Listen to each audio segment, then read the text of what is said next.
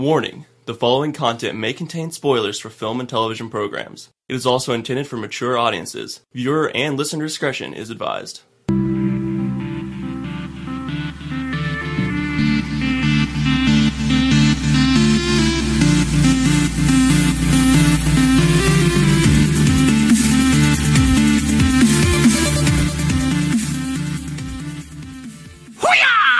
Ahoy, all of you flick freaks out there, what is going on? My name is Andrew, and welcome to episode 51 of the... I almost said 52, but no, wasn't last week episode 50 where we had a jolly good time? Yeah, it was. Alright, so episode 51 of the Flick Freak podcast. I'm one of your hosts. We will not have a jolly good time. No, this is going to be... Yeah.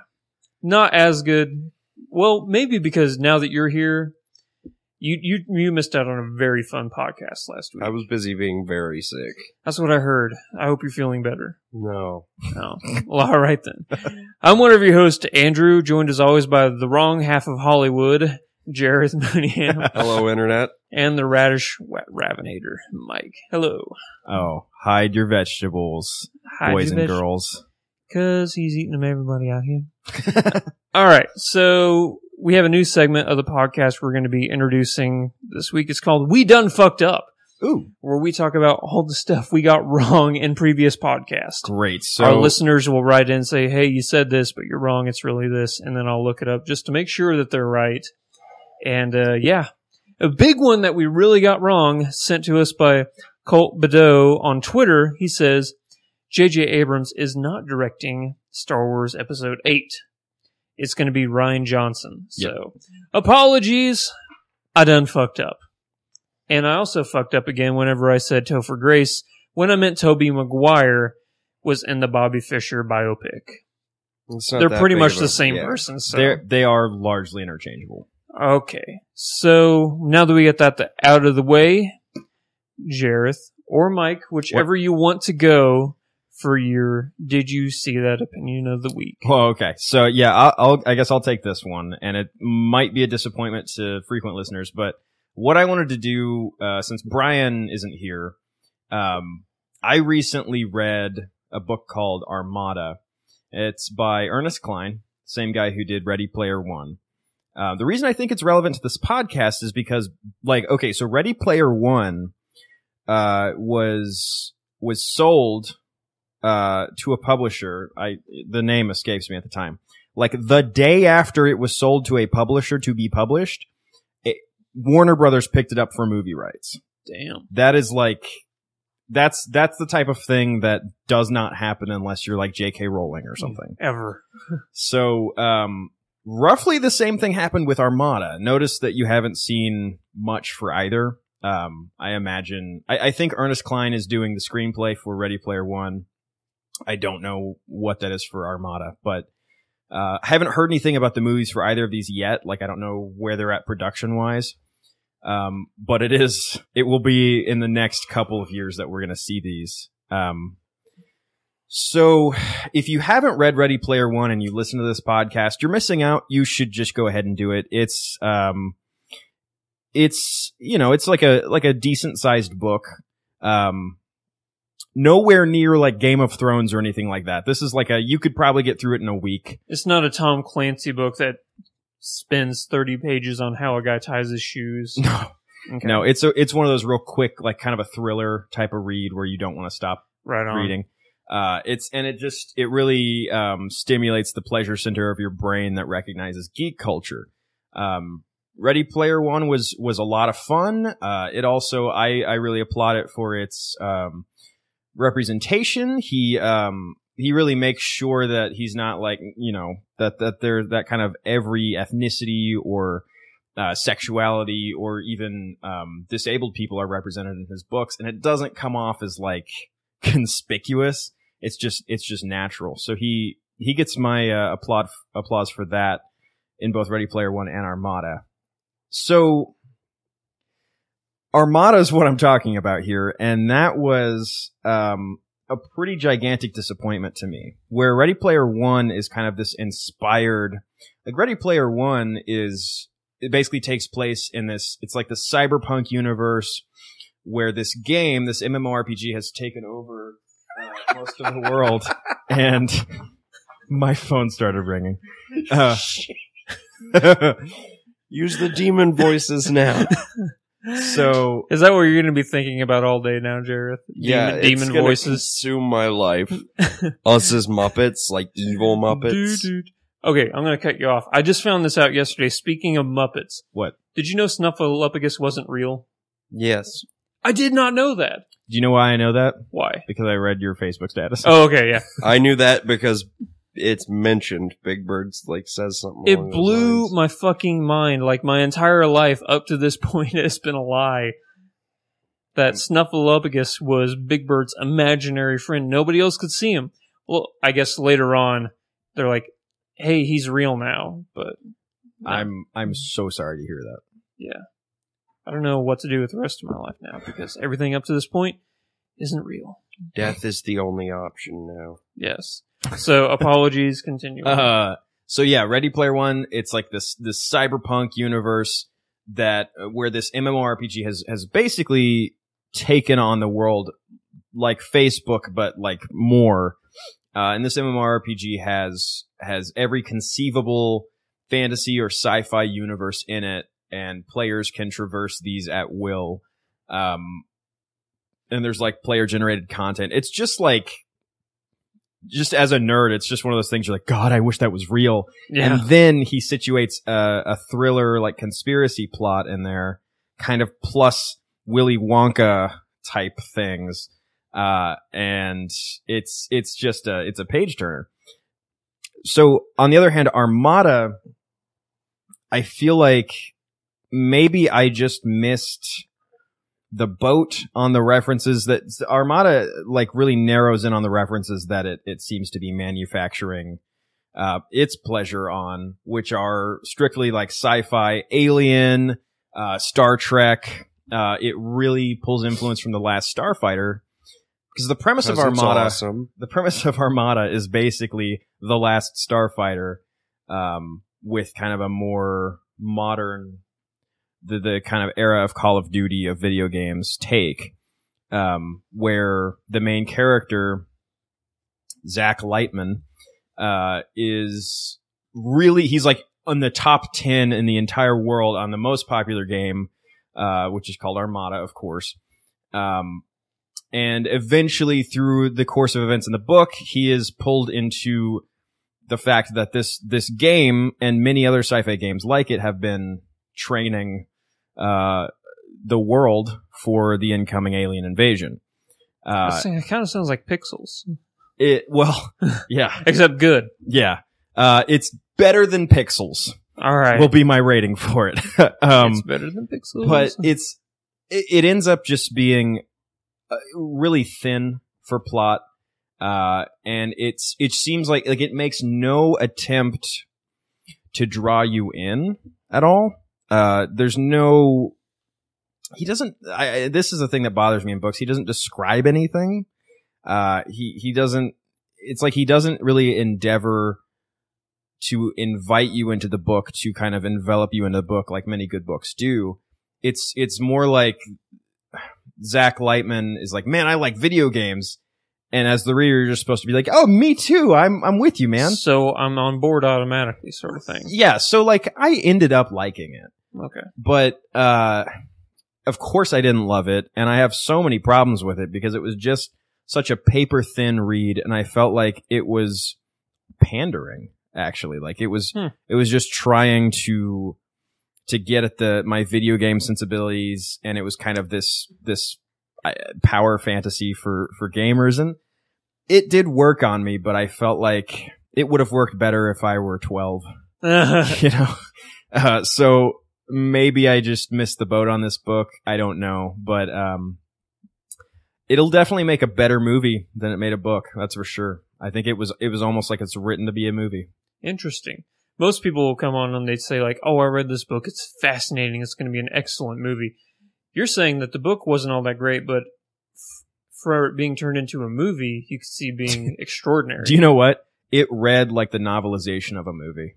That's like, interesting. Now that I'm thinking about it. That's very interesting. Yeah, it'll be real good for the movie, but as a book, it's like, why would I like? It's just there's no books are supposed to really stimulate you in a particular way. You're supposed to really be inside of the character's head and in the environment in a particular way. But this just felt like it was not using the medium to its greatest form. All right. You definitely have me intrigued. Yeah.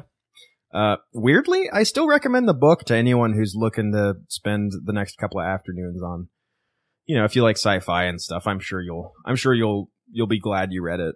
Nah. I can't read, so. Well, I, like Roper, am trying to read every single Stephen King novel right now. God. So I'll see you in 10 years. Yeah, you've I don't know. got the I'm rusty- powering through right now, so I should be done fairly soon. What's left? What's left? Half of Salem's Lot, half of Cell. Are you just reading them one half at a time and moving on to the next one? Well, it's like I started Salem's Lot, and I really was trying to get into it, but it wasn't grabbing me. So I picked up Cell, and I'm loving Cell. Cell's amazing so far. Oh, that's right. Isn't that, I think actually Roper brought that up on our zombie podcast. He did, which I listened to yesterday. Fabulous work, gentlemen. That was a very entertaining listen. Thank you. We try. Yes. But, I think we should move on to top 10 news. What I'm do you so guys excited. think? So let's start I don't off know. I with think we should just talk about Armada some more. talk about Armada. Please no. Okay, the first news item. Ubisoft is building a theme park in Kuala Lumpur, Malaysia. Is it Ubisoft themed? Yes. Like they're going to have Assassin's Creed. They're going to have There's Far going to be a Cry. lot of fall damage. In that It's one. going to be, what's their one? Just Dance? Is that Ubisoft? Oh, wow. Probably they Am I own gonna- like so half to of ex- games. To explore the park, will I need to find key locations, scale up top to the very top of them, and then hold X so that I can look around and get the... I Well- think, we forget we always think of theme parks now, and this is all just me thinking right Uh-huh. now. It's not like confirmed, so keep that in mind. We're always thinking of theme parks as this actual real life event. I could see them doing an augmented reality or a virtual reality Assassin's Creed theme where you climb to the top of the building and then you jump 30 stories into a tiny haystack. Fuck that. Well, I'm not going to pay money for that. I don't like being up high. I am with you, but that would make me wonder why they would need to house that at a central location. They could just. Well, apparently in Utah they have like huge VR theme parks, and I didn't know this, but as I was looking this up, I'm like, wait, what the fuck? Like, apparently VR or augmented reality theme parks are going to be the next thing, because if you look at like Sony and Microsoft now, they're not really pushing their technology, but you can definitely see they're like, we know this has potential, and when the time's right, we're going to just smash it in your face. Yeah. Like Oculus and Morpheus, they're just going to be like, yeah, I just realized smashing your face is like no pun intended. But yeah, I could definitely see this being an interesting thing. Kuala Lumpur, Malaysia, interesting choice. I guess if there was a test market, They might have like tax breaks, or they might have like less restrictions on that sort of thing. Well, it's very true. I mean, maybe they don't prosecute if people fall to death in your theme Okay, park. like to people who Or are listening, Kuala Lumpur is the most adorable name for a city ever. to people who are listening to this podcast, archived somewhere 3 years from now, we're going to sound silly, but Yeah. I the only thing I can think is yeah, so they'll get a tax break from making a theme park overseas, and it would make sense if they were just making like a server shed for this VR theme park. They might be saying that, but actually it would be something that they would have locations for in different places. And again, I'm just saying it doesn't have to necessarily be VR. That was just me spitballing ideas. That makes the most sense though, because Yeah. why would Ubisoft make a theme park in Malaysia? Who knows? Maybe they're going to have like an Assassin's Creed roller coaster where instead of a VR, you're actually on a roller coaster and then you dive through a haystack, like it's a like trapdoor haystack that falls away. It'd be like illegal in America to have a roller coaster that intense. Yeah. Like what's the one at Six Flags? It's Batman where you go straight up and then you go. Yeah, it could be something like that. Who It knows? could be. Maybe at the end of the roller coaster, somebody stabs you with a hidden blade and then you die. Yeah, Then that's definitely illegal in here. that's pretty legendary. Will you be leveling up throughout the park, like you be able to buy Yeah, fun, but mostly useless abilities with like experience points that you gain from riding rides? I just can't wait for the point whenever Ubisoft's like, if you buy our newest game, you get $10 off entrance fee into the theme park. Oh boy. It's that cyberpunk future that Where William Ubisoft Gibson is a nation. Yeah, and it controls your interests. it's remarkably close. Speaking of Legendary has announced King Kong vs. Godzilla is currently in the works. I wondered why you told me that what I said was legendary. I'm just trying to tie shit in. It's legend, wait for it, dairy. Yeah. So, can we all just agree that Godzilla would win? He's bigger than King Kong. I gotta stop you right there because it's not going off Peter Jackson's King Kong.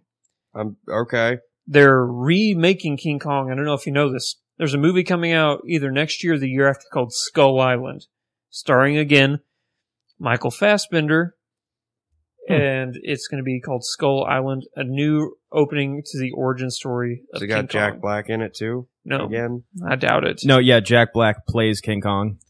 Yes, exactly. He's just like a really zany 6,000 foot tall gorilla. I'd pay No, to like see they it. just paid Jack Black to make gorillas.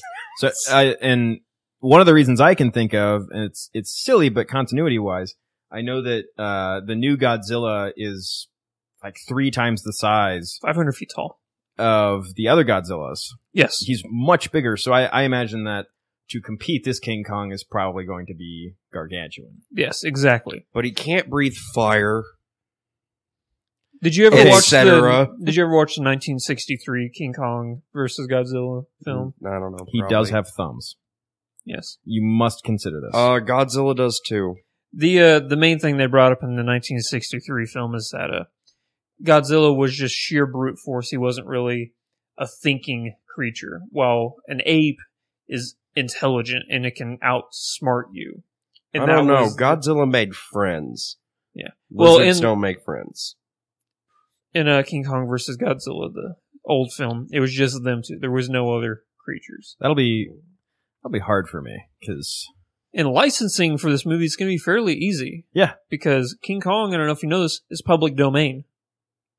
I did So not wait. know that. I assumed it was Fox. Could I Public own domain, I King want to Kong. own King Kong. You could technically Is it- make a King Kong film. It's public domain. It's one of those things where the I guess like the trademark ran out or something like that. Mm-hmm. Okay. So Legendary's like, well, yeah, we're just going to make King Kong. It's public domain. Who gives a fuck? Yeah. That'll make a great, like, if it's anything like the newest Godzilla was, that'll be, So fucking good. oh my god, yeah, that'll be fucking excellent. Who wrote the latest Godzilla film? I know Gareth Edwards directed it. It was me. You did? Thank you. Well, you said in an interview a couple weeks ago that Godzilla 2, not this one, but this is going to be Godzilla 2 leading into this. It's not going to be like a hidden Godzilla where you only see 15 or 12 minutes of Godzilla. Yeah, Yeah. I wanted Godzilla to be really in your face. They say in this one, it's going to be way more like that. And they've narrowed it down to 3 villains. And all 3 of them are Toho kaiju. It's either going to be Rodan, Mothra, or King Ghidorah. Mothra. So- oh my No, god. King I'm all Kong. about King Ghidorah. King Kong, Godzilla, plus this villain that you're talking about? No, I'm sorry. So Godzilla 2 Oh, is going to be either Mothra, Rodan, or King Ghidorah. And Godzilla 3 / King Kong. wow. Okay. So they're thinking that far ahead. I've noticed that Hollywood lately, they're like, you know what? All your fantasy, like your dream movies, Yeah. we're going to make them happen. Avengers, yeah, we'll make it happen. Batman v Superman, yeah, we'll make it happen. Yep. Now King Kong versus Godzilla, yeah, we'll make it happen. It's this tie-in thing that Marvel's doing really powerfully. Apparently, Disney is doing that to some extent. That might be more of a conspiracy theory. with like Tangled and Frozen. There's like apparently so every single Marvel Disney is movie Disney. can be I understand that. I'm talking about like first party, Yeah. Disney productions. apparently every single Disney film. This is like some theory. Every single Disney film is in the same universe. What about Cars? That too. There's no. They can people all in take Cars. place in the same.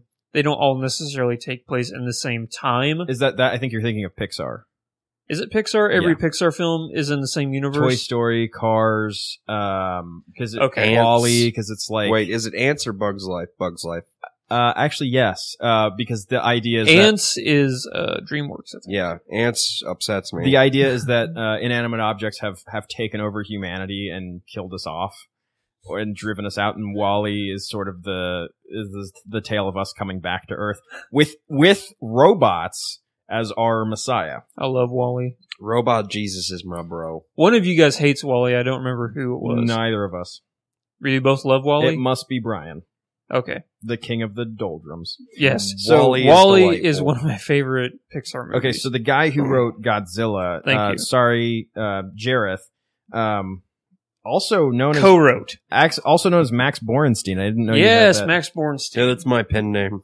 I know. Ah. I know you've had other aliases. I've never heard that one. So his other credits are Sword Swallowers and Thin Men, and the sounds weird. Minority Report TV series. Which I got an early screening of and watched the pilot of. Uh-huh.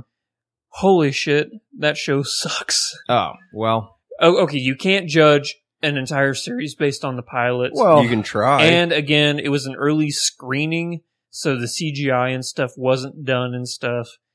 But it was bad. I thought it was really bad if the writing didn't give you any benefit of the doubt, at all. I feel like if the first hour of something can't win me over, it is not worth my time.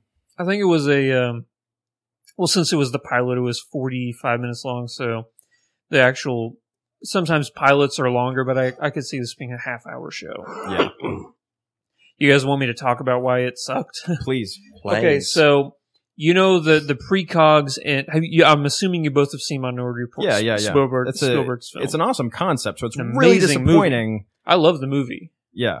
but so you know the precogs, they've been stuck in that tank for like 20, 30 years. They've been abducted as children because they have these abilities, Right. and then after a precog is shut down, they're just released back into society. Do you think you would be a functional human being after being stuck? So this is a sequel? It takes place after. Like, precog is shut down, and it's being told from the viewpoint of Dash, I think is his name. It was Dash, Arthur, and Agatha, I believe are the names of the precogs. Okay, so they're quadriplegics. Yeah. No, apparently no. They can run around. See, this is what really pissed me off. Is Arthur one of the precogs? He's like this suave, charismatic billionaire, full head of hair, like dashing man. Well, how long after the movie does it take place? I think like 15 or 12 years, something like that. So maybe with like extensive, like Reconstructive surgery? reconstructive surgery and like physical therapy. Yeah. Maybe like he talked to like a really good special needs teacher who helped him reintegrate into society after being just a vegetable for 20 years. Yeah. But it's told from mainly the perspective of Dash, one of the precogs, and they can still see the future. They can still see deaths. They're just not hooked up to anything that a police force can do it. So Dash, one of the brothers, is still trying to save people. He just can't do it because it's just him. So he meets one of the police officers of Washington PD, I think is where this takes place. And she's like, "Oh my God, you're one of the precogs. We need your help." And he's like, "Okay." And then it's a story. Okay. So then it's a story of them teaming up together to try and stop murders. But isn't the thing we were supposed to learn is that we shouldn't trust that? Yeah. That's like the point. Yeah, that was the point. Because there's always a Minority Report. That's what the movie's based off of. A margin of error. A margin of error, the Minority Report. To be fair, though, Tom Cruise did kill the guy that they said he was going to kill. No, he killed himself. Didn't he? Well, he had the gun to him, and Tom Cruise was reading him his Miranda rights. And he's like, you have the right to remain silent. And then the guy's like, no, you have to kill me. That's how this is supposed to work. I'm supposed to die. So the guy grabs the gun, which is in Tom Cruise's hands, and he pulls the trigger to shoot himself. Well, he's still holding a gun, so he's a murderer. Yeah, okay. So, let's see how we can tie this in. Michael Fassbender is going to be in Skull Island. Speaking of Michael Fassbender, he is set to star in a serial killer film entitled Snowman. So, what's this guy's name? He directed Headhunters. He's also a former football player. Oh, I take that back. He did not direct Headhunters. He was the writer for it. He was a former football player, and after his football, I mean soccer. Oh. I got to preface that. Yeah. So not American football. Not American football. So after his soccer career, he became an author, and like a very well-respected, good author. Like a couple of his books have been turned into films. Wow. One of them was Headhunters, and his other book about a serial killer was called Snowman. And I guess I should say his name is Joe Nesbø. I have no recognition of this guy. Okay. Headhunters, fantastic Swedish or Danish film. You should definitely check it out. Okay. I think it's on Netflix, actually. It's about an art thief who accidentally steals from a serial killer. So now the serial killer is hunting him down. Interesting movie, really good. Yeah. But anyway, Michael Fassbender is going to be in the newest adaptation of his work called Snowman. Do we know who he's playing yet? I'm assuming he's going to be playing the serial killer. So he's going to be the talking snowman that kills people like Jack Frost. No, that was Jack Frost. Or was it just Jack? Because one of those was like a happy like family comedy. I think they're both called Jack Frost, and it's really confusing. This is different. But Michael Fassbender, I don't care what this movie is. If he's playing a serial killer, I'm in, because that dude is he's magnetic. And so if he's playing a serial killer, I'm just like, I'd get murdered by that guy. Would you guys like to hear the synopsis? Yeah, This of course. is from IMDb. Detective Harry Hole investigates the disappearance of a woman whose pink scarf is found wrapped around an ominous-looking snowman. It wasn't covered in special antifreeze, though. No. Damn. So, that's all we know about this. I will say that Joe Nesbø, so far the movies I've seen of his are fascinating. They're very well directed. Again, he's just a writer, but his work is pretty good. So I would be interested to see this movie. Yeah. I wonder, because you don't just start directing. Like, he must have had some contact, or he's been on sets a whole lot to feel like he can direct. So I hope it's great, because he sounds awesome. I mean, I'm right there with you. Speaking of awesome, Christopher Nolan, who is more than awesome. This is the most just bland, like, okay, yeah, we didn't really need to know this news article ever. Christopher Nolan's newest movie is coming out July 2017. So get excited. Yeah. You're less than 2 years away. Hey. Something is coming. Silver lining. Don't know anything about it. He hasn't said synopsis, who's going to be in it, although I can assume it's either going to be Michael Caine, Leonardo DiCaprio, or one of the usual suspects. Christian Bale. Yeah, one of those guys is going to show up in there. Who's the other one that he always uses? Tom Hardy, but whatever. Joseph Gordon-Levitt. Probably. I feel like Nolan should just do what Apple does and just be like, movie's coming out this Sunday. You know, like, like Apple is just like, now we have this product, we're displaying it, and you can get it now. Like, that's Apple doesn't hype; they just drop their shit because people are going to buy it. Like, Nolan could do the same thing. Yeah.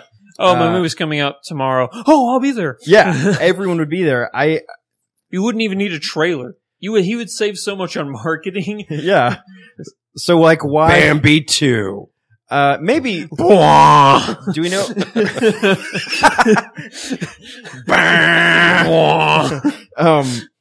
In a world. So, Bambi. wow, in a world, I think that's like, I think that's stopped happening, but that sucks. Anyway, I I wish gotta it ask didn't. you, did you bring up Apple for a tie-in for the next segment? I can Okay. stop talking now if we're going to tie No, it in. keep Bring going. up I'm just Apple gonna again. Remember Quick. Apple. I'll bring up Apple again. Do we know the context of this news? Like what did we get this out of? Twatter? Twitter. No, I think we got it off of what's that website? Cinema Blend. So what I mean is, no, Rotten Tomatoes. Rotten did he Tomatoes. say it? Did he say it in an interview or like? Yes. Because I just feel like someone must have been like, "Are you working on anything?" And he was like, it's, a couple years." But July. That's Because it's like, why would you even bring this up? Like, mhm. why would you just say, "Yeah, it's something"? Like, give me more than when. The only reason I can think that he would say July a certain year is because it's themed to that month, so it has to come out that month. Like, So is it like July the movie? it could be like a Patriot, like a Revolutionary War, 4th of July sort of thing. Independence Day 2. Oh my god. Hey, they're making it. So, Wait, are they? yeah, they're making Independence Day too. Yeah. Will Smith's not going to be in. He said he wouldn't. That's fine. Is the guy who played the president going to be in it? Is he going to give The guy another- from Spaceballs? What's Yeah. his name? I hope. Forgettable What the fuck actor is he Bill doing? Pullman What the fuck is he? Yeah, what the fuck is Bill Pullman doing? being forgotten. Yeah, no. Hey guys, do you remember me from Spaceballs? Can I say the last movie I saw him in was Independence Day? no what is it? Sleepless in Seattle. And he plays, because I was watching romantic comedies with my girlfriend, and Oh, I was yeah. she was just having the worst time because the whole time I'm like, oh, because like if you've seen Sleepless in Seattle, his character in that movie is just like Really nice. he's really nice. He's allergic to everything. He has a bunch of disabilities. He does nothing wrong. And the what's her name? Meg Ryan. Meg Ryan leaves him, and he's just like, okay, absolutely. For a guy she's never met. He's like, That fine. she's been stalking. It's like, I was about to propose to you, but that's fine. If you want to go to the one you love, that's great. And then she leaves, and I can only imagine he drinks all of the champagne they have. Good Either guy that- Bill Pullman. Yeah. Either that or he's like, shh, I was looking for a way out of that one. That must be it. She was a stalker. And then he goes on to be president. Yeah. So, I mean, he did all right. And flying fighter jets. I mean, Yeah. The Bill- greatest president of the United States of America ever. No, I don't know about that. I would say that the Harrison greatest, Ford. second to Harrison Ford. Harrison, get off my plane, Yeah. Ford. After him, it would be Charlie Sheen in The West Wing. Oh, okay. Yeah. For legitimate reasons. He No, didn't- not like humorous reasons. Like, I would vote for Charlie Sheen, 'Cause he was Jedediah. What's his name? Because Charlie Sheen's character, I don't remember what he is in the West Wing. He's just definitely Jed. objectively right on everything. He's like the dream president. I'm gonna have to look up his name. Jed something. The West Wing. Oh, it's driving me crazy. Yeah. Oh no, it wasn't. It was. Yeah, they called him Jed, but it was Josiah.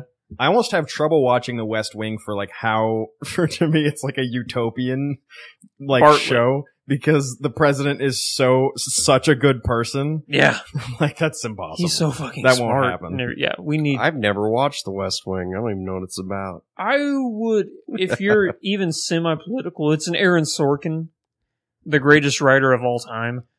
Whew. Okay. Oh, We'll yeah. just no. Go ahead. I don't think I can think of anybody who's.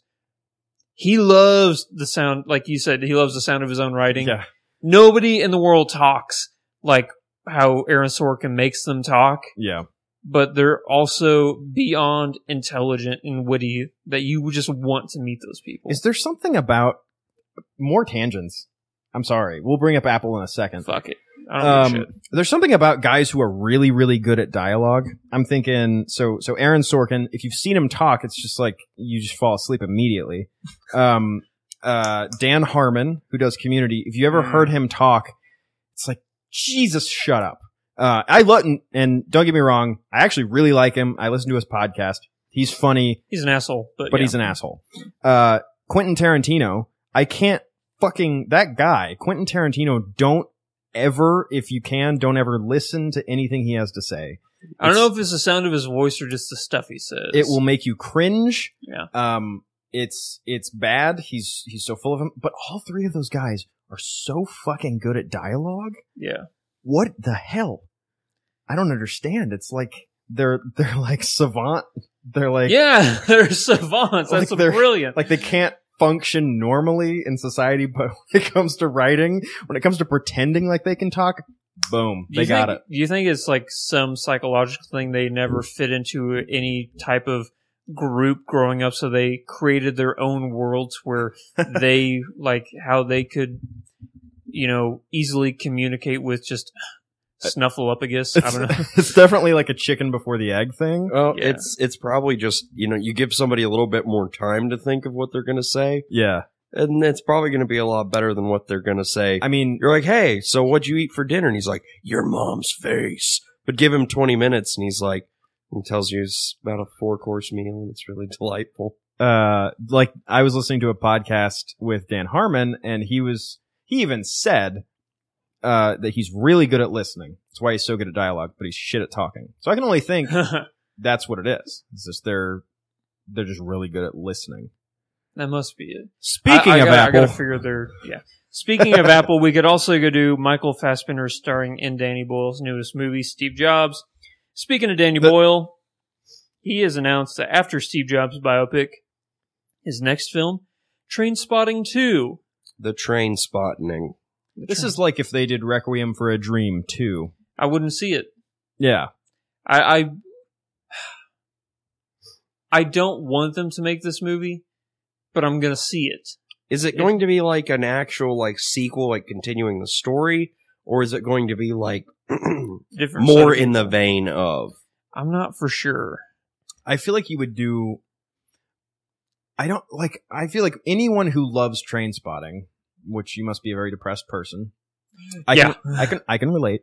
Climbing into a toilet is going to be. I guess they will buy tickets, just reluctantly.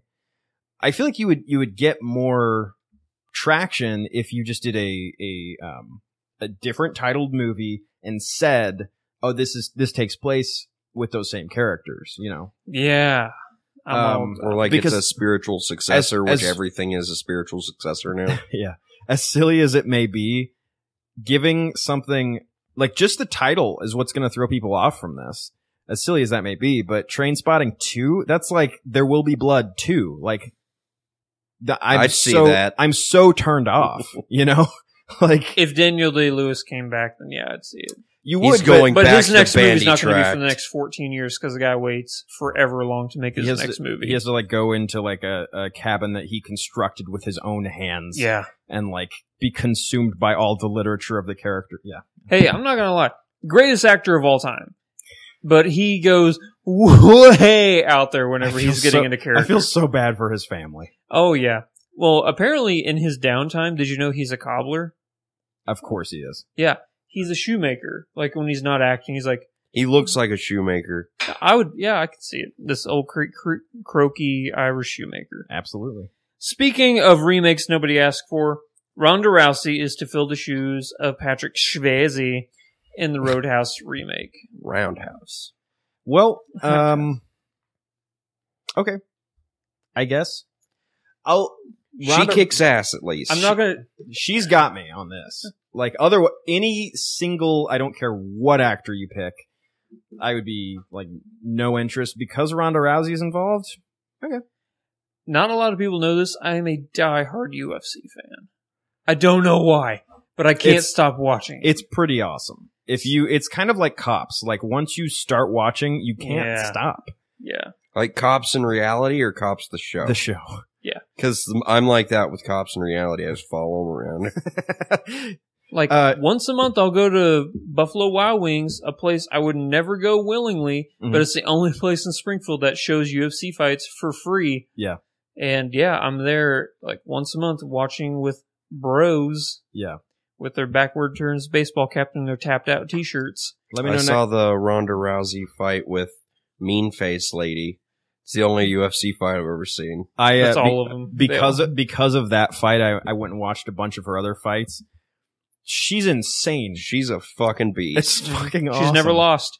Her last 3 fights have totaled, I think, 2 minutes worth of actual combat. Which is because she knocks them out so quick. And that's like in the 90s when people were watching basketball because of Michael Jordan. Like that's what Ronda Rousey reminds me of, because I think a lot of people, me included, I was kind of turned off of UFC because the fights can be boring, but Ronda Rousey is anything but boring. Like, oh God, I mean, you might not get a lot of content, but you're getting quality. That's exactly right. That's exactly yeah, right. Yeah, like she's fucking undefeated. So every time she goes into a fight, it's a thrill, because is she going to keep that undefeated title? You know, it's a fantasy sports story playing out in real life. Well, the fights I saw just before her fight, it was like watching mudslides happen. Oh God, yeah. It was just because there's like a lot of the hugging and like the I'm done fighting you for 5 seconds. Hold me. Okay, yeah. But before a certain point, she had never had a fight go past round 1. Yeah. Like it was in that fight that did go past round 1 was fucking awesome, man. Like she's this is all speculation that her next fight is going to be UFC 200, and it's going to be against God himself. It's going to be her versus Megatron, who, if you know who she is, no, not Megatron from Transformers. Okay. Megatron is a female UFC fighter who's in a different weight class, a bigger weight class, and she's going to come down to fight Ronda Rousey. And at the same time, it's going to be the same UFC fight where Conor McGregor fights Jose Aldo. Which, if you saw the Conor McGregor-Chris fight, which happened last month or the month before, biggest fight in UFC history, because everybody wanted to see that fight. It sold over 1 million. I think it sold more than the Manny Pacquiao-Floyd Mayweather tickets. So I have one question. Yeah. Did Megatron name herself Megatron? Yes. Awesome. Yes. So it's going to be her and versus Megatron, and then Conor McGregor versus Jose Aldo for UFC 200. They're renting out the Cowboys football stadium. I just hope that Ronda Rousey like destroys her. She disappears, and then a couple months later, she comes back better as Galvatron. Oh, I was going to say Optimus Prime. Then we need another UFC fighter named Unicron. She's in like the mega super heavyweight class. She's just a planet walking. Because Unicron was a planet. I know. If only. That's what Star Wars Episode 7 is going to be. God, yes. Unicron trained Megatron to become Galvatron. I think I did, back to Ronda Rousey, and then we'll go back to our actual podcast. I saw... Jeepers. It was surely on... Shut up. It was surely on Reddit. Ronda Rousey, I think it was in... like some fan illustration of her as Miss Marvel, and that was like, oh my God, I'm there. I could definitely see her as either that or Supergirl. The only thing I don't know, because she beats people up too fast. No, she's superhuman. She's only fighting normal humans. If she fought another superhuman, that'd be a fight. I don't know. It wouldn't be the drawn out like 10-minute fight though. It'd still be like 5 minutes. I also, anyone listening to this and both of you guys, I invite you guys to, check out Ronda Rousey's Reddit AMA, because she ends up also, in addition, being a really hilarious, intelligent person who has played loads of World of Warcraft. Oh yeah, she's a big wower. Used to be a forum leader for Pokemon. Yep. Wow, that's arousing. Yeah. I've seen that AMA before, and it's fantastic. Like, okay, you're already like a 9. Don't push it to 11. I won't be able to contain. Yeah, that's some bullshit. If you can kick my ass that much, like, yeah, like stop sharing my same interests, or I'm going to have to track you down and propose marriage. Because now I can't even fight her in nerddom.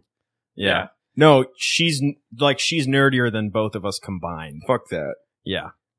in addition to that, I'm sorry, but she also grew up with a debilitating speech impediment, which she overcame with a great deal of counseling. So she's also had like a lot of good, positive psychological. She's such a great role model. I pity the fool that made fun of her speech impediment. I'm trying to figure out Mr. T, huh? So, what was I going to say? It was something about how Rousey was insanely hot, yet at the same time super geeky, and like it's just not fair to other women. Like, you can't compete with that. If my girlfriend is listening to this, you definitely compete with that, and I love you, and I will marry you. The end. He's winking. Did I didn't you wink. just propose on a podcast? No, my eyes are open. Stop, guys. All right. Thanks to Jared's insanely awesome Jeepers comment earlier. Jeepers. Oh, I wish you would have brought it back when I said that for the awkward pause. Yeah, no, I don't got it. Ugh. Jeepers Creepers 3 is in the works right now. I can only say Jeepers once a decade. 3? 3. I only know of the first one. They made a second one and it was pretty shitty. First one scared the living shit out of me. Oh, of course. Yeah. I mean, I was 9 or 10 when it came out. Find out when the first Jeepers Creepers I was came out. 403. Yeah, Jareth was still getting over the collapse of the Aztec Empire. Yeah. It was really hard on me. It's like Apocalypto kind of style there. Yeah, he got his wife and family out and then outlasted them. And then They gotta keep 2001. up. 2001 is when the first Jeepers Creepers came out. that sounds right. Oh, Justin Long, things didn't work out well for him. Oh boy. Man, they Just really in don't. life or in the movie? Pick. I guess I can't really think of anyone who frequently stars in horror movies where things work out good for them. But Justin Long definitely. The only other movie I can think of him horror-wise is Drag Me to Hell. And like in that movie, his girlfriend gets dragged to hell. Yeah. Which sucks. That wouldn't be great. Ugh. Wouldn't Wasn't that that be? a Sam Raimi film? Ugh. Yeah.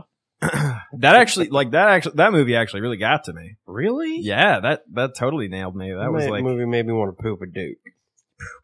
the Duke of Barrington. Will you please take me from your porcelain throne?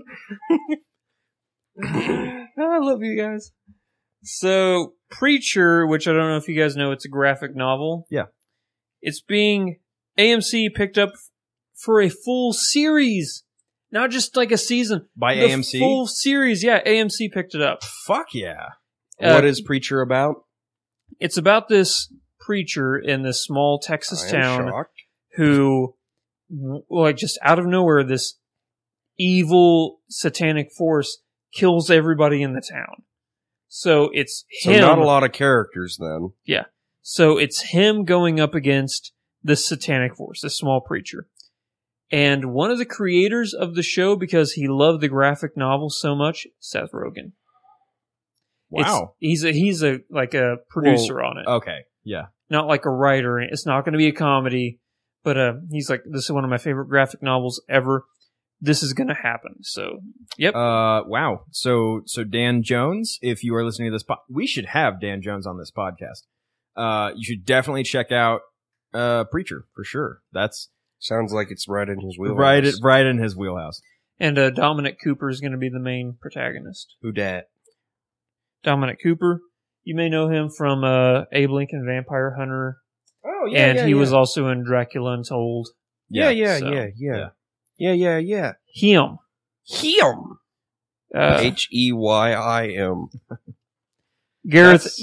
That's fantastic news because though I'm like basically bored with the concept of The Walking Dead, I think as a series it's great and probably loads of fun to watch. So like Preacher sounds like a concept I'm like way more on board with. So. Here's a question though: Here's are there an going to be any like super spies in?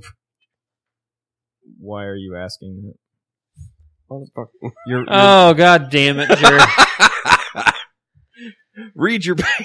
So before we get to that segue, Garth Ennis, who created this, he's also the creator of the graphic novel Constantine. Uh-huh.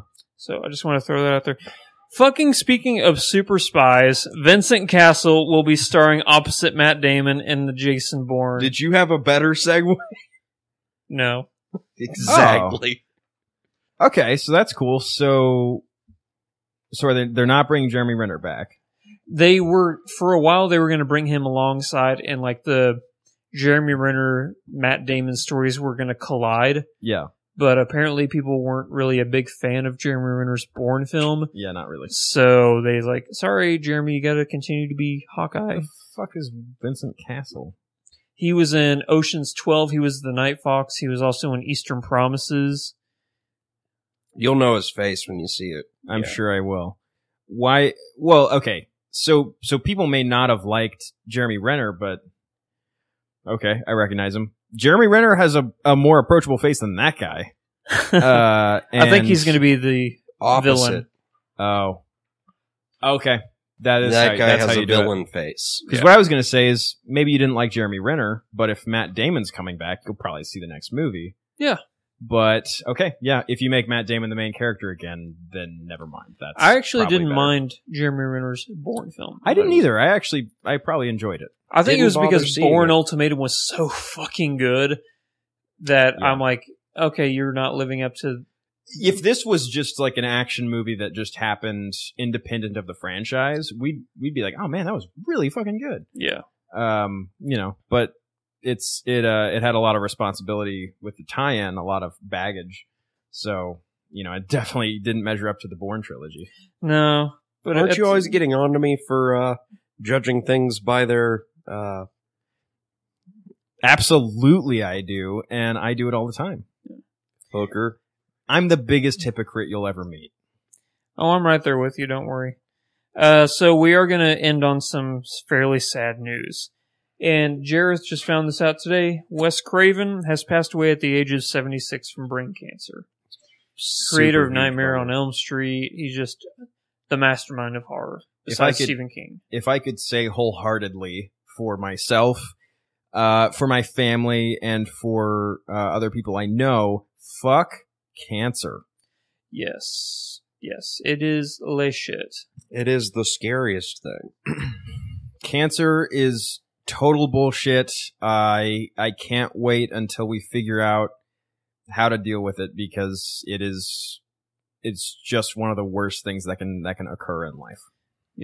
Do you think that, like, you know how we look at medical practices from like 100 years ago and we're like, why the hell would we do that to ourselves? Do you think we'll look at chemo that way? I'm sure we will, because, well, the thing was that 100 years ago, 200 years ago, we're using leeches and stuff like that. Yeah. I mean, that was all we could do. That was all we knew to do, and we were trying and we were struggling. It wasn't like we were like, fuck it, leeches. It was like, the fuck do we do? Leeches could work. And so with cancer, it's clearly, it's like, shoot it with the radiation. Like, Yeah. shoot it with something that kills living cells. Like, that's the only thing that could work. Yeah. So yeah, I'm sure we'll look back on it and be like, what the fuck were we doing? But it's like, we're doing all we can. It's terrible to hear this. He was always the mastermind of horror. All of his films are amazing. Yeah, it's like it's so weird because he terrified me as a child. I was afraid to sleep. And it's like, now that I'm older and I can appreciate the storytelling quality and sort of the genius of creating such a horrifying concept of sort of opening that psychological door, it's a shame, it sucks to lose such a good storyteller. Yeah, it truly is. Gentlemen, Can we bring us up somehow? I think it's time to move into trailer talk. I think it is. I'm going to let you guys talk about Krampus for a little bit because this movie looks fucking amazing. Dude, It gave me Krampus. I got Krampus all in my abdomen. that sounds exactly like a disease. I was like, I expected, so we were talking about Jack Frost earlier, and that's what I expected with Krampus. I expected a shitty, like, not low budget, but like a shitty, horror movie like that. But then I saw, what's his name? Adam Scott. Thank you, mysterious voice. And then you see John, was it, not John C. Reilly? That's another trailer we saw. But, a number of people that I recognize from a lot of comedy TV shows in this film that actually looks scary, and funny. Yeah. It's, I'm almost reluctant to watch it. Like it looks, it's like so for those that don't know, like Krampus is actually, Jareth, you would better know. Krampus is a old ass folk tale, like opposite Santa Claus. Yeah. He punishes children who are bad because only in America is it where if you just get presents, period. In old times, if you were bad stuff happened. Krampus would come, stick you in a sack, and probably kill you. Is that what he did? Well, he did a lot of stuff. It depends on where you are and which legend you're reading. But Krampus is actually a pretty widespread folktale. Do you have any recollection of any specific origin? Or is it kind of one of those spread out things? Germanic. Yeah, but it's very, like, okay, when you say Germanic, yeah. It's Germanic. Okay. Like Scandinavian Germanic. Jesus Christ. So that's permeated a lot of culture. So I guess I was ready. I was going to this trailer ready to dismiss it, but I mean, it looks pretty good. I'll see it. Oh, I'm definitely going to be seeing it. Yeah, like no, you said, you can't see it. What? I'll watch it twice, though. For me? Yeah. Okay. I'll tell you about it. Well, you have, like you said, you had Adam Scott in it, who's Yeah. incredible. You have Tori Collette, who, Sixth Sense, right? That's what she was in. Oh, yeah. Yeah. Okay, that's where I saw her from. Yeah. And David Koechner, he's always hilarious. Yeah. Mine's dry. Whammy! Whammy. Ever since his character on Anchorman, I'm always like, I'm going to see anything you're in. Yeah. So you have all of these comedy actors in this film, and then all of a sudden it just takes a dark, dark turn. Kind of reminds me of Shaun of the Dead, how the movie starts off funny, and then by the end of it, you're terrified. Well, the difference is that the Shaun of the Dead, I was laughing throughout. This looks like it's going to be a little bit more towards the dark end. That's why I said I was reluctant. I'm almost reluctant to see it because it seems like it's using comedy to really get you attached and get you to buy in. Comedy is probably one of the best ways to get anyone to invest in anything. And then it looks like it's legitimately scary too. Because it's not CGI, it's all animatronics. Oh. Which is always great. Jeez. Practical effects for the win. Yes, indeed. Do we know, not to put you on the spot, do you know the director or anything like that? Michael Dougherty. Is he... X2, X-Men. Wow. Yeah, he also did Superman Returns. It must be, maybe it's the writer? Like, who should I be looking to? Because this is a really cool, like project. So, like, I'll be interested to research this. We also, for writers, we can look at Zach Shields. He did The Conjuring. Oh, okay. And Dig it. It was also written by Todd Casey, who we can thank for a whole bunch of DC shit. He did Green Lantern Corps, the Emerald Knights. The cartoons and stuff? Yeah, the Emerald Knights, like animated films. What else did he do? Like the Batman, the Brave and the Bold. Wow, okay. So Bunch of Teenage Mutant Ninja Turtles, like the 2012 series, not the old series. So, wow. So with scripts in Hollywood, one thing about them is that, very much unlike books, scripts will go through like 600 revisions. Very much so, yeah. Before they're done. So the person who's credited with the script, sometimes there's not a remaining word from that person by the end of it. Like I don't mean to stretch this too far, but what I mean is that a script will be refined, to like it's what the production wants from its core concepts. So it's interesting having the guy from The Conjuring. So that's pure horror. Yeah. And then we have really interesting, good, like the action, like the DC like action cartoons that you dismiss initially, and then you watch, and And you're like, like, oh, wait, that's actually good? What the fuck? yeah, you're like, oh shit, that was good. Yeah. So that's like a really interesting combination. I'll be watching the hell out of this. Oh, I am so excited. For me, The Witch was the movie I was the most excited for whenever we watched that trailer together. I mean, that looks completely terrifying. This movie is like right up there with the movie that I really want to see, like Yeah. really bad. This looks like it'll be a lot less upsetting than The Witch. Yeah, The Witch doesn't look like it has like no like There's no levity. redemption. There's nothing good's going to happen to anybody. No. Yeah. There's not really a positive quality except for the negative quality of being terrifying. Yeah. So the next, it's not even a trailer that we're going to be talking about. It's the opening cinematic for Halo 5. Ah! Like Ah! you see what's a Spartan Locke, you Mhm. see Buck, and you see all these really cool Spartans. Buck, Nathan Fillion, he finally made it. He's a Spartan. He's no longer ODST. Good for him. And he still jumps out of a plane. He does still jump out of a plane. Except it looks like he had a smoother landing than last time. Yeah. But, oh my god. Arguably. Yeah, okay. It looks so fucking good. I don't know if you ever watched Red versus Blue at all. I did back in the day. Well, before he passed away, they had a choreographer for all their fight scenes whenever they switched over to, like, a motion capture. Yeah. And his name was Monty And Mhm.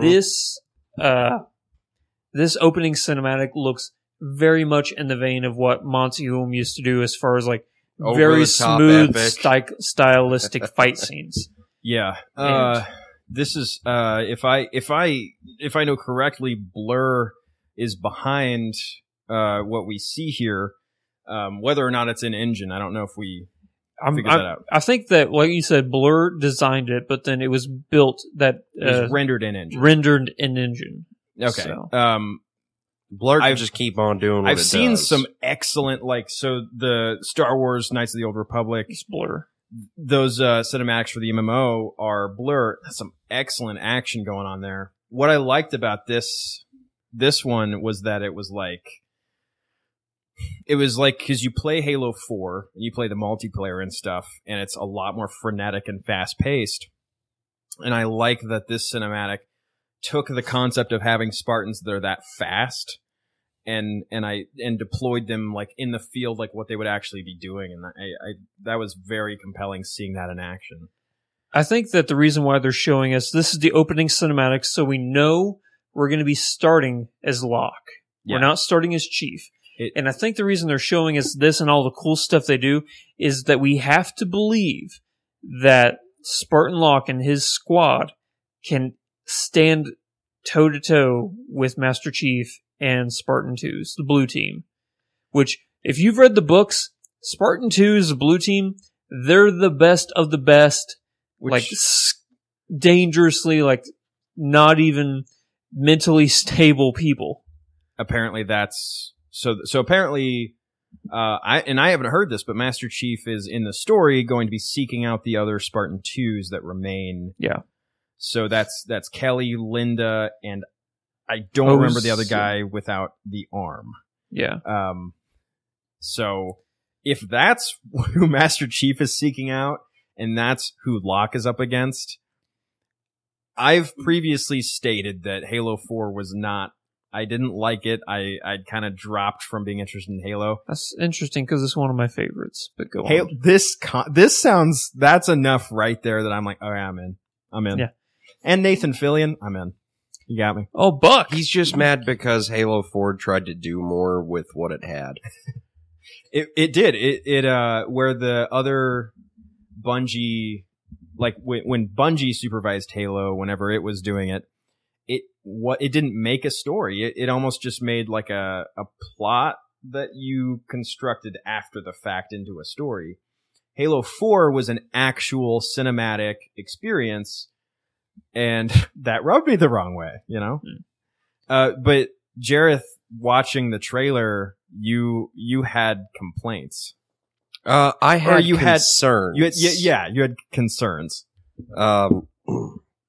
Well, for one, the trailer's incredibly frenetic and fast paced. There's a lot going on. They're doing all kinds of cool stuff, and I'm always rubbed the wrong way by cutscene powers. Oh, you mean like you're not able to do like the dive bombs and stuff like that? You see The in dive one of those- bombs, redirecting the energy sword on the elite, and then killing his friends with like your awesome mind powers. that you're not able to do that in game. Yeah. Some of it seemed like, well, the dive bomb that happens in there. Oh, I was like, oh, that seems like a power you'd have. Because you can actually do that in Halo 4 online. The Halo 5 beta, you can kind of do the butt dive. Yeah. And there's things that happen in the cinematic where I'm like, oh, that's a power. But yeah, that whole like we're sprinting through and there's a ship Grabbing exploding a across grunt, the mountain. throwing it to your friend so he can jump off of it in the air and shoot it in the face with a submachine gun. If you can do that, then just high five forever. It's like how much of kind of the original Halo formula, because I feel like every Halo, it's been roughly the same thing. And I'm a huge Halo fan, so that's not really me knocking it. But they have never really gotten to the point where you're Doing able awesome to, stuff. to do that shit. Doing awesome anime-like acrobatics, like in Ruby. Yeah. Nobody's gonna wall run or do anything awesome. I mean, with Halo 2, they introduced hijacking. Which and we they've- did see that happen. I love how in Halo 2 they introduced dual wielding. Yeah. And you can't do that anymore. People are like, shit got heavy. You can't pick it up anymore.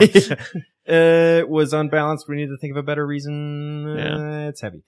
Well, didn't they remove the SMG for 3? Yeah. Yeah. And did. for the rest of the game? I think 4 doesn't have it. No. No, not in 4. Anyway. Why would you give a Spartan an SMG? Give him a full like They can weapon. pick up like 4 tons worth of stuff. Yeah, give him a bigger gun. So the next trailer we're going to be talking about, totally different from pretty much anything we've ever seen. Yep. And that's The Danish Girl. Starring Eddie Redmayne, he was Oscar winner for Best Actor last year in The Theory of Everything. Well deserved, because that movie was phenomenal. He's a really excellent actor. Every time I see him on screen, I feel he's got that. I've used Magnetic a couple of other times with Michael Fassbender, and it's fitting with Eddie Redmayne. He has an allure to him. He was also in Jupiter Ascending, Which I hear he was awful in. well, okay, that was a shitty movie. I actually enjoyed his performance Oh, okay. because it was one of those performances that was just over the top, and he was kind of playing that sexually ambivalent, like you aren't. Yeah. You're like, how sexual is this character supposed to be? I'm like, gonna destroy the whole universe. yeah, exactly. Just kind of lounging in the throne. He's they often find reasons to have him not wearing clothes. He's kind of got a snake-like sexuality to him. I hated the movie. That's a super sexy snake. I hated the movie. I enjoyed his performance, but I didn't at all expect what we were going to see in this trailer. And for a plethora of reasons, I'm thrilled. I didn't know anything about this. I didn't know anything about if it's a true story. No, it's based off of a Wegener, I think is the person's name. They were the first transgender person, to have the medical procedure done, based on a true story. Yeah. And I'm kind of as quick as anyone to be sort of annoyed with political correctness and all that stuff, but the actual struggle of like a transgendered person, like imagine being born in a body that you were like, I'm not, like feeling like I'm not supposed to be this gender. Yeah.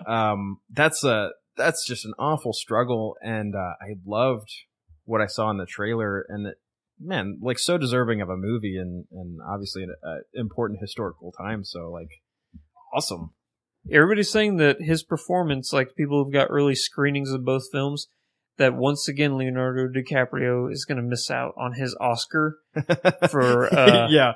Oh God, this has the Oscar because it has the transgender thing tied to it. So it's So he may win Best Actor 2 years in a row, while Leonardo DiCaprio has 0. he'll get his like 10 years from now, he'll star in a shitty or like a nothing movie, and they'll give him an Oscar all right, for he's it. like, God damn it! Yeah, And then he'll beat somebody to death with it just out of rage. Yeah. he'll snap at that moment. But this looks like one of the most extraordinary films. And the King's Speech, and then what was the other? Les Mis. It's Tom Hooper who's directing it. Holy hell! And great, those are two excellent. Well, okay, Les Mis actually I didn't like Les Mis. was not well directed, but the King's Speech was great. I think he also did Too Chicago. Too many Dutch angles in Les Mis for my taste. Dutch angles? So Bojangles.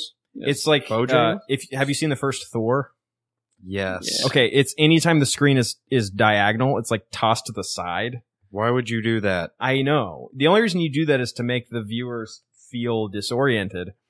They weirdly do it a bunch in Thor, and they do it a bunch in Les Mis, and also like really zoom in on everyone's face. Yeah. So I ended up really not liking. I didn't finish Les Mis because of That that. sounds annoying. It is. So the next film we're going to be talking about is Demolition, starring Jake Gyllenhaal. Not to and be Naomi confused Watts. with Demolition Man. No, that stars Wesley Snipes and Sylvester Stallone. And it's awesome. It is an incredible movie, and I think, what's his name? Rob Schneider. He's in that as well. He doesn't star in it, but he's in he's it. in it. You don't know how to use the shells. But Jean-Marc Vallée has made Demolition. You may know him from Wild, the Reese Witherspoon movie. He also did one of the best movies of 2 years ago, Dallas Buyers Club, which if you haven't seen that movie, I think Mike said you have not seen Dallas Buyers Club. Get on it. One of the best movies you'll ever see. And there's a reason why Matthew McConaughey won Best Actor that year. It's because he kicked the shit out of all the competition that year. And So clearly we have a great director. yes. And I actually think that Jake Gyllenhaal is capable of being an amazing actor. If you ever saw Nightcrawler. Yeah. So if he can Oh damn. if he can bring that level of intensity to this kind of a character, and I also loved his character in Prisoners as well. But if he can bring that kind of level of performance to this film, it could be one of the best films of the year because you have, like I said, great writer, great director, and great actor as well. So, Well, from what I saw of the trailer, it looks good, but to me it looks like something I'm gonna watch with my family or like my girlfriend or something, and it'll be like I'm glad we watched that movie this evening. It didn't no one's mad at my choice of movie, and it was good in the end. It's not gonna change anyone's life. That's kind of what I'm feeling from it. Even though it's a movie clearly about somebody changing their life. Yeah, oh, of course. Like all these, like it's not a romantic comedy by any means, a drama, of course, but Maybe a little bit Like- of dramedy. I mean, he does bulldoze his house, apparently. it's like in the cathartic way. kind of like, what was that Will Ferrell movie where it wasn't even a comedy, it was Stranger Than Fiction. Stranger Than Fiction. The movie's good. Is one of the best Will Ferrell movies, if not the best Will Ferrell Yeah. movie. I don't know, But there was like subtle itty bitty humor in it, but it definitely took a backseat yeah, compared to the drama and the writing. plenty of people would get through that movie without laughing once. It was Yeah. pretty comical in the literal sense Yeah, whenever the swingy ball came through his window. yeah. Yeah. Speaking of dubiously comical, The Lobster, starring Colin Farrell and John C. Reilly and Rachel Weisz. Everybody always says that Hollywood has run out of ideas for movies. This is the exception to the rule because I've never seen anything like this before. It's kind of like Beauty and the Beast. A little bit, yeah. but like try to put it in a genre, Wes Anderson on LSD. Yeah, it's a zany romantic comedy, but with like sci-fi influence and like also Maybe kinda has fantasy. that- We don't know how they're changing them into animals. So the basic premise of this film is a bunch of people will go to this hotel to find true love. And at the end of your stay, if you're not in love with somebody, they turn you into an animal. And you get to choose what animal you want to be turned into. So Colin Farrell's older brother, he went to this place like 4 years ago, didn't find love, and then he got turned into a dog. Border collie, it looked like. Yeah, border collie. So now he's gone there to find true love, and they ask him what animal he would want to be turned into if he didn't find love, and he said he wanted to be turned into a lobster. I probably wouldn't pick anything that people eat normally. Mm. Fair enough. A hummingbird. Actually, that's a good choice. I like that. Yeah. I love the concept for this movie. It has the thing I love about fiction, especially fiction that goes into the speculative range. I could see myself in his position. If I were, when I was a single man, and I was desperately looking for someone to be with, I could be like, oh, so I could go to a hotel where everyone is on a timer. Every single person there is going to effectively die if they don't fall in love. That's like a definite, like, fuck it type of thing. Yeah. Absolutely. I would die. I'd turn into an animal. So pick an awesome animal. So An eagle. okay, eagle, Mike, what would your animal be? Wolverine. Wait, Very badass pterodactyl. Can I be a badass pterodactyl? A Christmas pterodactyl.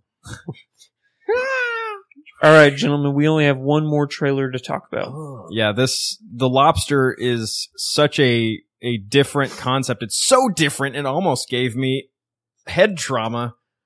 Oh my. What's the other name for head trauma? We don't have to do segues for trailer talk. That's I only know, for but- the new segment. Concussion! So, Concussion, the new Will Smith movie, also stars Adewale Agaba. I forget how you say his full name. Just whatever. But, Best to avoid it. yeah. Anywho, he is one of this. How do you talk about this movie without being like, this looks beyond incredible?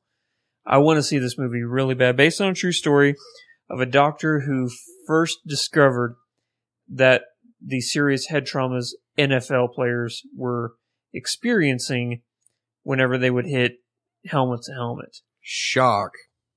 Just like that anybody before that could be like, that's fine. Well, I mean, it's such an interesting point of conflict for a story, but also head trauma is an interesting field of medical study because it causes so much.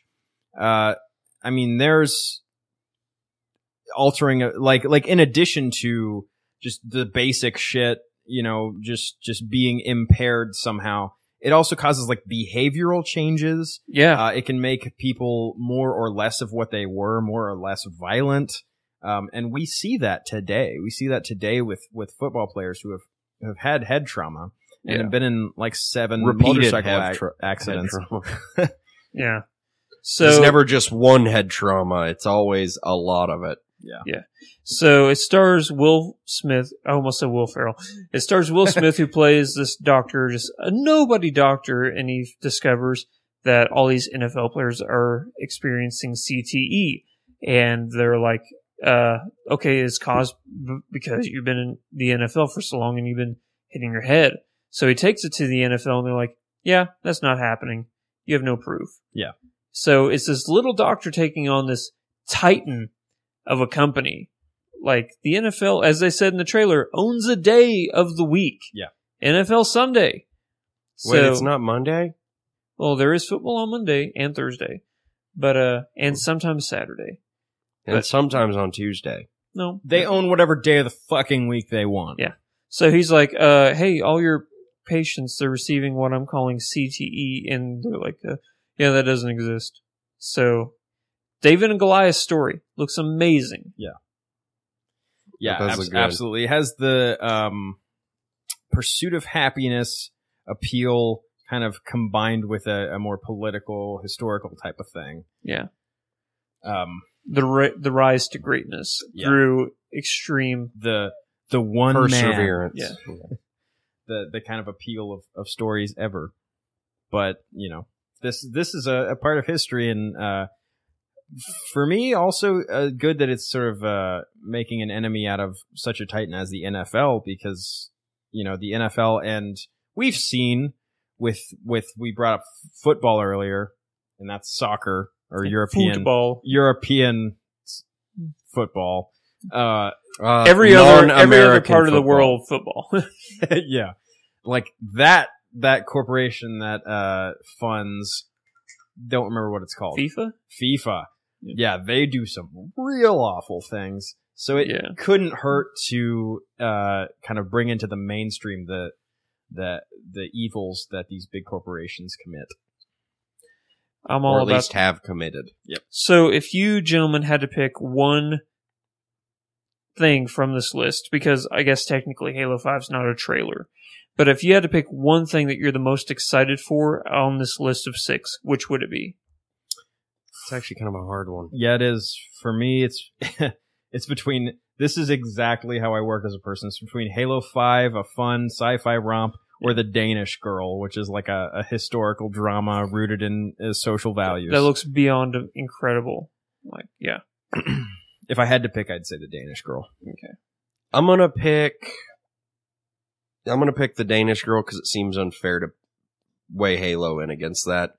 Because Halo, I'm looking at like 10 to 15 hours at least, where everything else is like 2 hours.